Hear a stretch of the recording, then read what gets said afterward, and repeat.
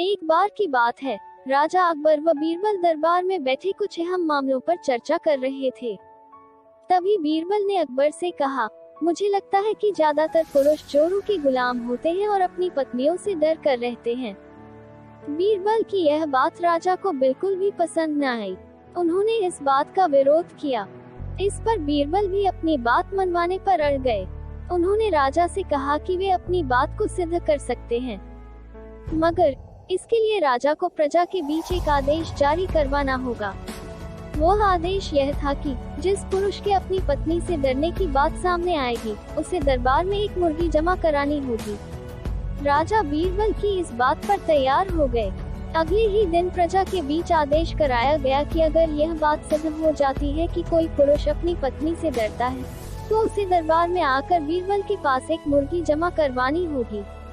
फिर क्या था, देखते ही देखते बीरबल के पास ढेरों मुर्गियां इकट्ठा हो गईं और सैकड़ों मुर्गियां महल के बगीचे में घूमने लगीं।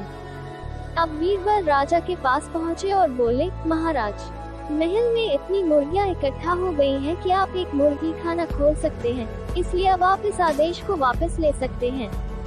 मगर महाराज ने इस बात को गंभीरता से नहीं लिया और महल में मुर्गियों की संख्या धीरे धीरे और भी ज्यादा बढ़ने लगी।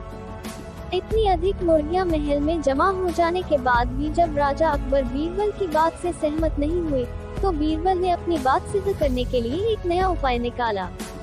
एक दिन बीरबल राजा के पास गए और बोले, महाराज, मैंने सुना है कि पड़ोस के राज्य में एक बहुत ही खूबसूरत राजकुमारी रहती है। अगर आप चाहें तो क्या मैं आपका रिश्ता वहां पक्का कराऊं? यह सुनते ही राजा चौंक उठे और बोले, बीरबल, तुम ये कैसी बातें कर रहे हो? महल में पहले से ही 2 महारानियां मौजूद हैं। अगर उन्हें इस बात की भनक भी लगी तो मेरी खैर नहीं होगी। यह सुनकर बीरबल ने तपाक से जवाब दिया, चलिए महाराज, फिर तो आप ही मेरे पास 2 मुर्गियां जमा करा ही दीजिए।